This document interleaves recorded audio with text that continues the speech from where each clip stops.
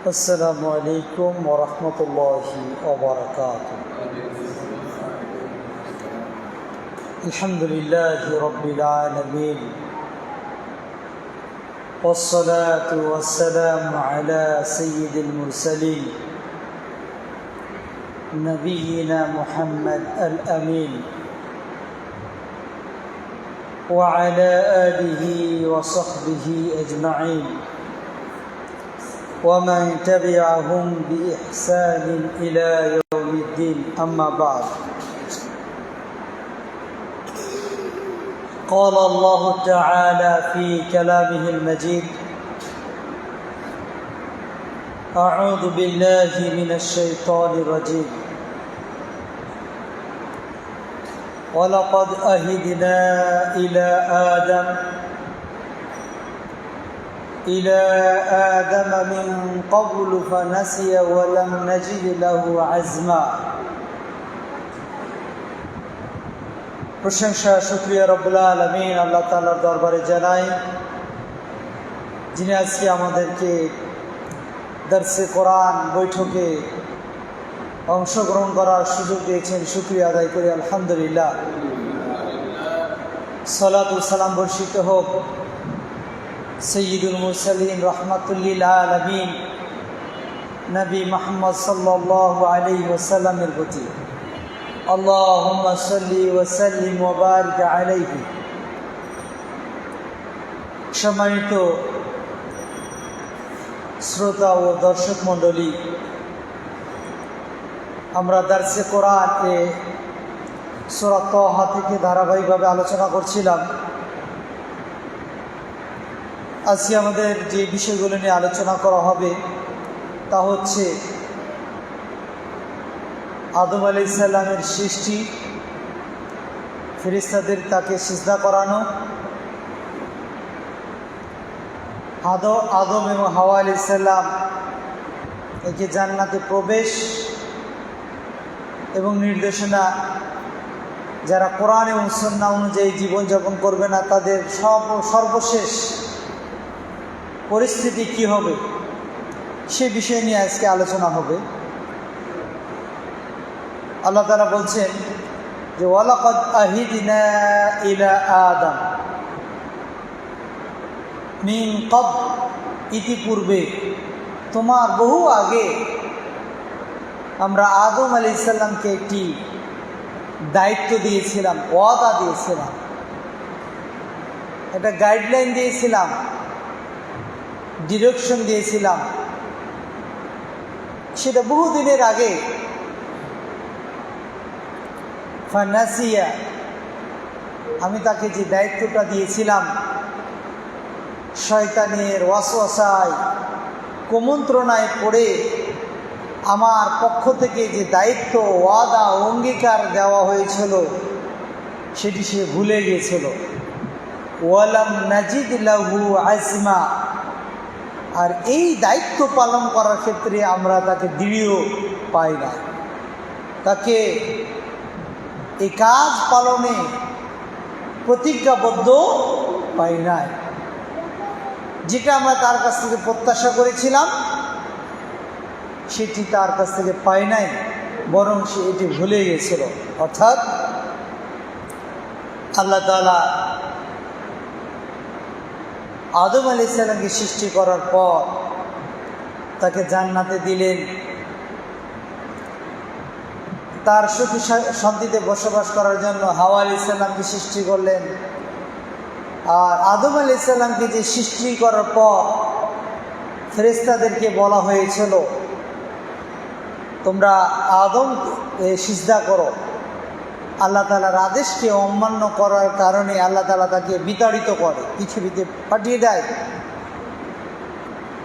আল্লাহ তাআলা আদম আলাইহিস সালামকে বলেন, ও আদম, তোমার চিরশত্রু যে তোমাকে মেনে নিতে পারে নাই, তোমাকে সিজদা তোমাকে আমি তাকে নির্দেশ দিয়েছিলাম তোমাকে যেন সিজদা করে, সে সিজদা করে নাই, সে ফেরেশতাদের অন্তর্ভুক্ত ছিল, তাকে বিতাড়িত করা হয়েছে।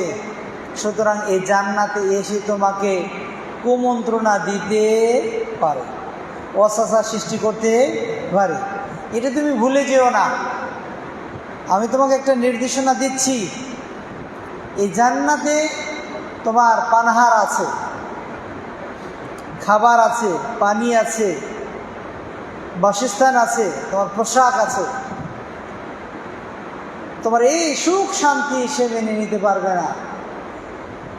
শোনো, জান্নাতে একটি গাছ আছে, সব করো, এই গাছের ফল খাবা না, কাছেও যাবা না। তোমার এটাই দায়িত্ব, এটাই তোমাকে আমি অঙ্গীকার দিলাম। ওয়াইদ কুলনা লিল মালাইকাতি ইসজুদু লিআদম, যখন আমি আদম আলাইহিস সালামকে সৃষ্টি করার পর ফেরেশতাদেরকে নির্দেশ দিলাম, তোমরা আদমকে সিজদা করো। ফাসাজাদু, তারা সবাই সিজদা করলো, ইল্লা ইবলিস, ইবলিস ব্যতীত। আবা, আল্লাহর আদেশকে বাস্তবায়ন করতে সে অস্বীকার করলো, অসম্মতি জানালো। কারণ কি? তার যুক্তি ছিল, ইয়া রব খালাকতানি, আপনি আমাকে সৃষ্টি করেছেন আগুন থেকে, ও খালাকতাহু মিন তিন, আর তাকে কাদামাটি থেকে আপনি সৃষ্টি করেছেন। আগুনের শোভা, আগুনের আচরণ, এদের বৈশিষ্ট্য হচ্ছে ওপরের দিকে যাওয়া, আর মাটির স্বভাব হচ্ছে নিচের দিকে যাওয়া। সিজদা করলে সে আমাকে করবে, আমি তো তারে সিজদা করবো না, আমি উঁচু হয়ে দাঁড়িয়ে থাকবো। সর্বপ্রথম যে আল্লাহ তাআলার আদেশকে অমান্য করে যুক্তি উপস্থাপন করেছিল, তিনি হচ্ছে মিস্টার ইবলিস। আল্লাহ তাআলা তাকে বললেন, আমি যে তোমাকে সিজদা করতে বললাম, এই কিসে বাধা দিল? সে নিজের ভিতরে ফখর গৌরব করে বলেছিল, আমি আগুনের তৈরি তার সিজদা করতে পারি না। তাহলে ইবলিসটা কি আর শয়তানটা কি, এর বিষয়ে আমরা দীর্ঘ আলোচনা করেছি। ইবলিস এই কি আসলেই আগে ফেরেশতা ছিল, যে পরে শয়তান হয়ে গেছে? আল্লাহ তাআলা তো ফেরেশতাদেরকে সিজদা করতে বললেন, ওয়াইদ কুলনা লিল মালাইকা, ফেরেশতাদেরকে বললাম সিজদা করো আদমকে। তাহলে কি ইবলিস সে ফেরেশতা ছিল? সিজদা না করার কারণে অবাধ্য হয়ে ইবলিস হয়ে গেল? না, সে জিনদের মধ্যে একটা জাতি, ফেরেশতাদের সাথে অবস্থান করত। তো আল্লাহ তাআলা ওখানে যারা অবস্থান করছে মেজরিটি হচ্ছে ফেরেশতা, তো তাদের মধ্যে সে ছিল, এই জন্য ফেরেশতাদের অন্তর্ভুক্ত সে হয়ে গেছে। কিন্তু সে এটা মেনে নিতে পারে নাই। আল্লাহ তাআলা তাকে বিতাড়িত করলেন। বিতাড়িত করার পর বললেন, ফাকুল্লা ইয়া আদম ইন্না হাযা আদুউল লাকা, এই শয়তান তোমার চিরশত্রু, ওয়ালি যাওজিকা, তোমার স্ত্রীর শত্রু, ফালা ইউখরিজান্নাকুমা মিনাল জান্নাহ, সাবধানে থেকো, জান্নাতের সুখ শান্তি ফল ফলাদি সব ভক্ষণ করো, সাবধানে থেকো, তোমাদের ধোকায় ফেলে পাপে জড়িয়ে যেন জান্নাত থেকে তোমাদেরকে বের করে না দেয়। ফাতাশকা, জান্নাত থেকে যদি তোমাদেরকে বের করে দিতে পারে তাহলে সে সফল, আর হতভাগা তোমরা ক্ষতিগ্রস্ত হবা, টেনশনে পড়ে যাবা। কি কারণে?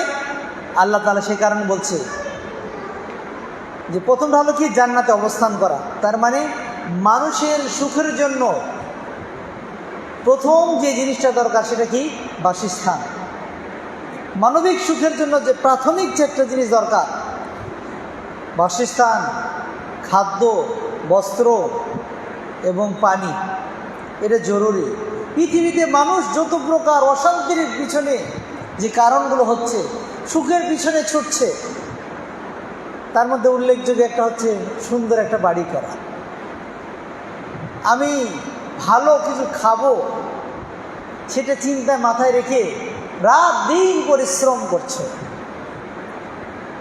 আমি ভালো কিছু পরিধান করব, বস্ত্র, সেটার জন্য মানুষ দিবানিশি পরিশ্রম করছে। মানুষ কখনো যেন ক্ষুধার্ত না হয়, পিপাসিত না হয়, সেই জন্য মানুষ সংগ্রাম করছে। আর আল্লাহ তাআলা ওটাই বলছেন, ও বান্দা আদম, পৃথিবীতে তুমি যদি যাও এই 4টা জিনিসের জন্য তোমাকে সংগ্রাম করতে হবে।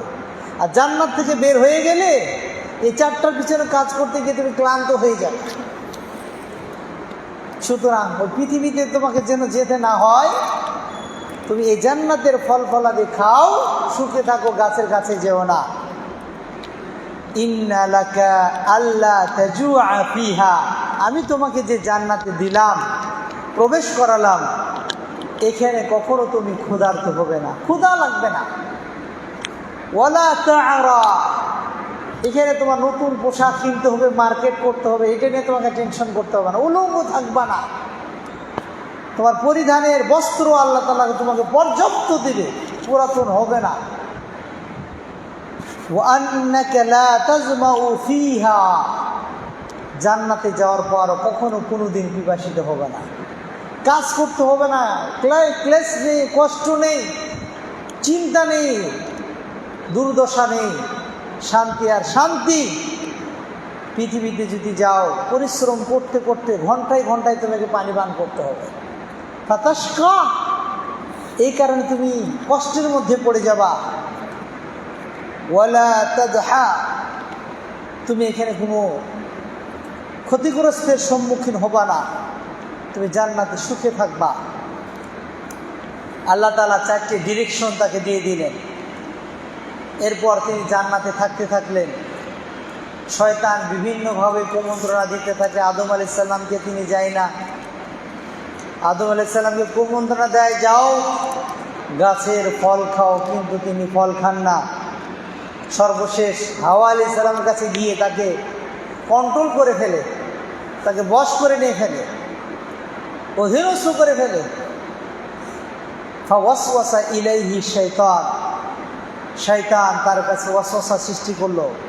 ক্বালা ইয়া আদম, ও আদম, আমি তো তোমার বন্ধু মানুষ, শুনো না কেন আমার কথা, একবার বিশ্বাস করো।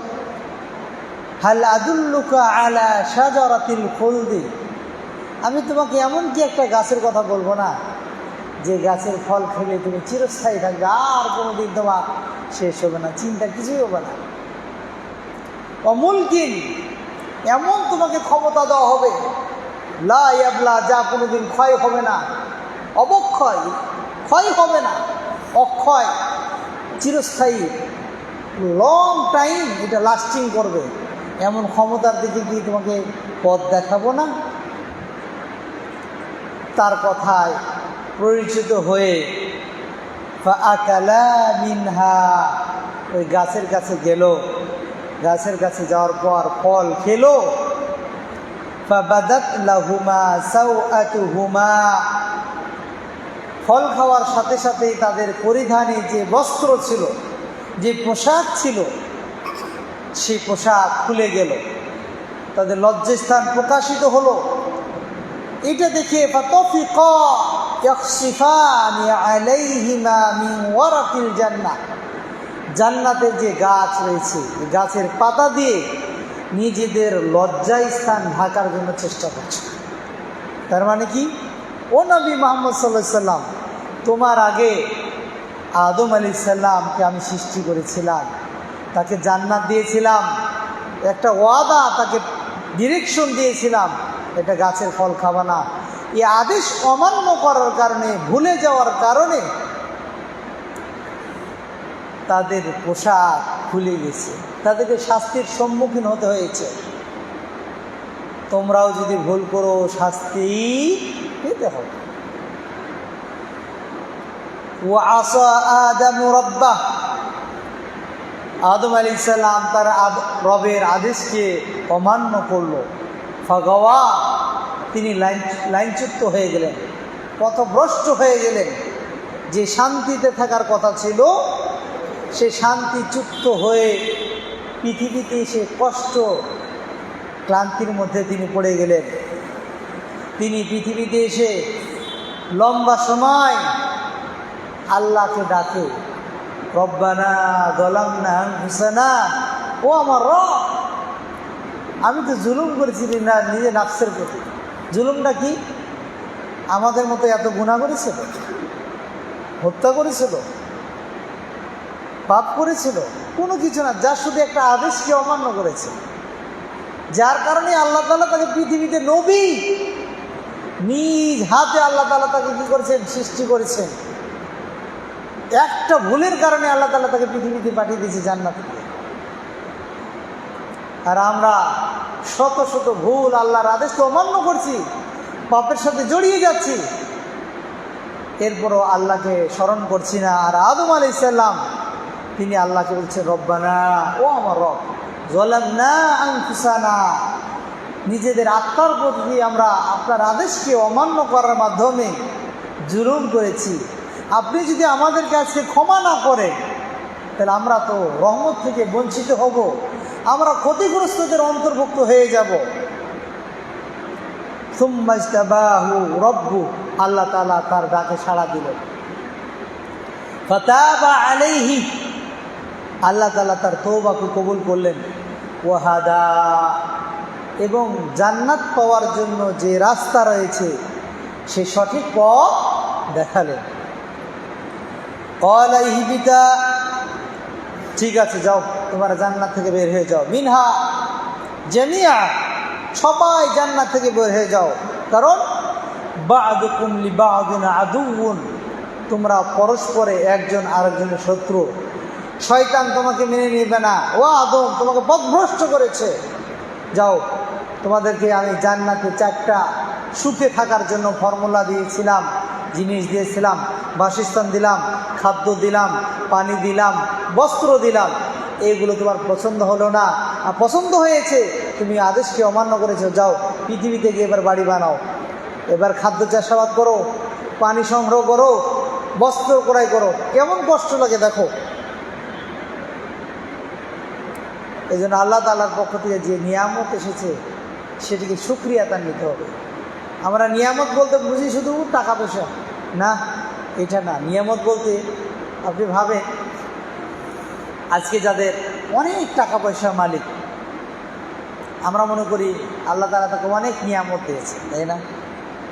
ভাবুন তো, যাদের কোটি কোটি টাকা আছে, সুস্থ থাকার জন্য প্রত্যেক মাসে বিদেশে গিয়ে একবার এই বডিটা চেক আপ করে আসে, সুস্থ হতে পারে না। আর আল্লাহ তাআলা আপনাকে টাকা না দিয়েও সুস্থ রেখেছে। একজন মানুষ সুস্থ হওয়ার জন্য কোটি কোটি টাকা খরচ করছে, আর আল্লাহ তাআলা আপনাকে সুস্থ রেখেছে। আল্লাহ তাআলা আপনাকে যে সুস্থতা দিয়েছে, এই সুস্থতা পাওয়ার জন্য সে কোটি কোটি টাকা ব্যয় করছে, আর আল্লাহ তাআলা আপনাকে ওই টাকা দেওয়া ছাড়াই এই নিয়ামত দিচ্ছেন। সুবহানাল্লাহ, কত বড় নিয়ামত! কিন্তু আমরা মনে করি শুধু টাকা পয়সা ক্ষমতা থাকলেই মনে হয় নিয়ামত। না, পরে আরও আসতেছে, দেখেন যে ফাইম্মা ইয়াতিয়ান্নাকুম মিন্নি হুদা, আমার পক্ষ থেকে তোমাদের কাছে আসবে সরল পথের দিশা। ফামানিত্তাবা হুদায়া, যারা আমার সরল পথকে অনুসরণ করবে, কোরআন এবং সুন্নাহ অনুযায়ী জীবন করবে, ইসলামী আদর্শ অনুশাসন মেনে চলবে, ইসলামী মূল্যবোধ নিজের জীবনে বাস্তবায়ন করবে, পরিবার পরিজন আত্মীয় স্বজন সমাজ রাষ্ট্র কায়েম কোরআন এবং সুন্নাহ অনুযায়ী করবে, ফালা ইয়াযিল্লু, সে পথভ্রষ্ট হবে না, সে জাহান্নামে যাবে না, ওয়ালা ইয়াশকা, সে হতগ্রস্ত হবে না, ক্ষতিগ্রস্তের অন্তর্ভুক্ত হবে না। ওয়ামান আ'রাদা আন যিকরি, কিন্তু যারা আমার জিকির থেকে, কোরআন থেকে, রাসূলের সুন্নাহ থেকে মুখ ফিরিয়ে নেবে, ফাইন্না লাহু মাঈশাতান যানকা, তার জন্য জীবন হবে সংকীর্ণ। ওয়া নাহশুরহু ইয়াওমাল কিয়ামাতি আ'মা, কিয়ামতের মাঠে আমরা এই মানুষগুলোকে অন্ধ অবস্থায় উপস্থিত করব। এই আয়াতের ব্যাখ্যায় বলা হয়েছে, যারা কোরআন এবং সুন্নাহ পাওয়ার পরও তারা এই অনুযায়ী আমল করবে না, জীবনযাপন করবে না, বিভিন্ন সময় ওয়াজ নসিহত করা হবে, এটা শোনার পরও ভিন্ন পথে যাবে, আজান হবে, তারা শুনবে কিন্তু সালাত আদায় করবে না, ফাইন্না লাহু মাঈশাতান দনকা। আল্লাহ অনেক পৃথিবীতে তাদের সম্পদ দেবে, কিন্তু এই সম্পদটা তাদের জন্য সুখ নয়। কারণ কি, মানুষ যত সম্পদ সঞ্চয় করার জন্য চিন্তা করবে, পরবর্তীতে এই সম্পদগুলো নিজের জন্য ব্যয় হবে কিনা এটার জন্য টেনশনে ভুগবে। এই সম্পদ আমার পরকালে নাজাতের ওসিলা হবে কিনা সে ভুগবে।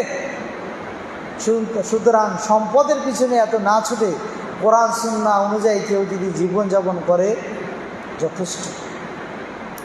2 নম্বরের ব্যাখ্যা বলা হয়েছে মাঈশাতান দনকা বলতে কবরের জগৎকে বলা হয়েছে। মানুষ যখন এই টাকা পয়সা নিয়ে এত ব্যস্ত হবে যে দুনিয়াতে ভালো আমল করার সুযোগ পাবে না, কোরআন পড়ার সুযোগ পাবে না, হাদিস চর্চা করার সুযোগ পাবে না, ভালো কাজের আদেশ দেওয়ার সুযোগ পাবে না, মন্দ কাজ থেকে নিষেধ করার সুযোগ পাবে না, শুধু টাকা আর টাকা, গাড়ি আর গাড়ি, বাড়ি আর বাড়ি, অর্থ সম্পদ আর সম্পদ, এর পিছনে দৌড়াবে।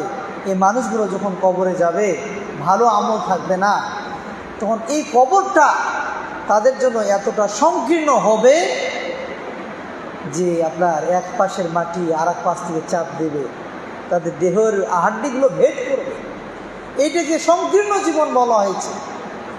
এছাড়াও বলা হয়েছে কবরের ভিতরে 99টা বিষাক্ত সাপ থাকবে, প্রতিটা সাপের আবার 7টা করে মাথা থাকবে, এরা সবল দিতেই থাকবে।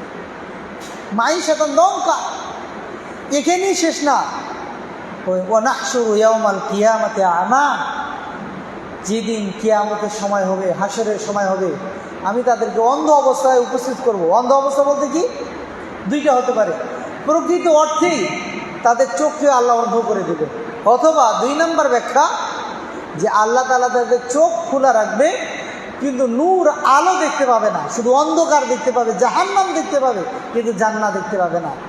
তারা বলবে ক্বালা রাব্বি লিমা হাশারতানি আ'মা, ও আমার রব, আপনি আমাকে আজকে অন্ধ করে উঠিয়েছেন, এটা অভিযোগ করবে। ওয়াকাদ কুনতু বাসীরা, অত এই চোখ দিয়ে আমি পৃথিবীতে আমি আমার স্ত্রীকে দেখেছি, আমি আমার আত্মীয় স্বজনকে দেখেছি, আমার বিশাল ফ্যাক্টরি সম্পদ দেখেছি, আজকে আমি কিছুই দেখছি না, তারা কোথায়? আপনি আমারে কেন অন্ধ করে উঠিয়েছেন? আল্লাহ তাআলা তখন বলবে ক্বালা কাযালিকা আতাতকা আয়াতুনা ফানাসিতাহা, ও আমার বান্দা, আজকে মনে হচ্ছে আমি তোমাকে কেন অন্ধ করে এখানে নিয়ে এসেছি। অন্ধ করার কারণ হচ্ছে একদিকে জান্নাত আছে, ভালো সুখ শান্তি মুমিন বান্দারা ভোগ করবে, তুমি দেখতেও পাবা না, নাকে ঘ্রাণও পাবা না, তুমি শুধু ওই জাহান্নামের দুর্গন্ধ আর ওই তাপ, সেই কঠিন শাস্তি দেখতে পাবে। কারণ কি, পৃথিবীতে তোমার সামনে কোরআন সুন্নাহর ভালো ভালো কথা আলোচনা করা হতো, তুমি এটাকে পাশ কাটিয়ে অন্য পথে চলতে। কাযালিকা আতাতকা আয়াতুনা, আমার নিদর্শন কোরআন সুন্নাহর কথা ভালো কথা তোমাকে বলা হতো, ফানাসিতাহা, কিন্তু এটা তুমি মেনে নিতে না, ভুলে যেতে, আরে রাখো, এগুলো দরকার নেই, কি হবে এগুলো মোল্লাদের কথা শুনে। ঠিক আজকে আমি তোমাকে ভুলে গেলাম। কাযালিকাল ইয়াওমা তুনসা, আজ তোমাকে স্মরণ করা হবে না, মুমিনদের কাতারে যাও জাহান্নামে। এই জন্য যারা কোরআন এবং সুন্নাহ অনুযায়ী আমল করবে না, এই ভয়াবহ শাস্তি তাদের জন্য অপেক্ষা করছে। চোখ রয়েছে, আল্লাহ তাআলা বলবে এই চোখ নিয়ামত আমি তোমাকে দিয়েছিলাম ভালো কাজ দেখার জন্য, কোরআন পড়ার জন্য, সুন্নাহ পড়ার জন্য, অন্যায় কাজ থেকে বাঁচার জন্য, কিন্তু এই চোখটাকে তুমি ভালো কাজে ব্যবহার করো। وكذلك نجزي من أسرف ولم يؤمن بآيات ربه, যারা বাড়াবাড়ি করে, সীমা লঙ্ঘন করে, কোরআন এবং সুন্নাহর যে বর্ডার আছে এই বর্ডারকে ক্রস করে অন্যায় কাজে লিপ্ত হয়, আল্লাহ তাআলাকে বিশ্বাস করে না, কোরআনকে বিশ্বাস করে না, সুন্নাতকে বিশ্বাস করে না, এই অনুযায়ী আমল করে না, আমরা তাদেরকে তাদের এই কর্ম অনুযায়ী প্রতিদান দান করবো। ওয়ালা আযাবুল আখিরাহ, শুধু দুনিয়াতে তো রয়েছে, পরকালে রয়েছে কঠিন শাস্তি। আসাদ্দু আবকা, শুধু কঠিন না, দীর্ঘমেয়াদী, এটা কোনো শেষ হবে না। রব্বুল আলামিন আল্লাহ তাআলার কাছে আমরা দোয়া করি, আল্লাহ তাআলা যেন আমাদেরকে কোরআন এবং সুন্নাহ পড়া এবং জানা, মানা ও আমল করার তৌফিক দান করেন, আমিন। আমরা যেন কোরআনের আলোয় আলোকিত হতে পারি, কোরআন দ্বারা পরিবার সমাজ গঠন করতে পারি, আমাদের সন্তানদেরকে কোরআন শিক্ষা দিতে পারি, নিজে আমল করতে পারি, শয়তানের ওয়াসওয়াসা থেকে বেঁচে থাকতে পারি। আল্লাহ তাআলা আমাদের সবাইকে সেই তৌফিক দান করুন, আমিন। এ বলে আজকের আলোচনা এখানে শেষ করছি। আকুলু কওলি হাযা আস্তাগফিরুল্লাহ লি ওয়া লাকুম ওয়া লিসাইরিল মুসলিমিন ফাস্তাগফিরু ইন্নাহুল গফুরুর রহিম। সুবহানাকাল্লাহুম্মা ওয়া বিহামদিকা আশহাদু আল্লা ইলাহা ইল্লা আনতা আস্তাগফিরুকা ওয়া আতুবু ইলাইক। আসসালামু আলাইকুম ওয়া রাহমাতুল্লাহি ওয়া বারাকাতুহু।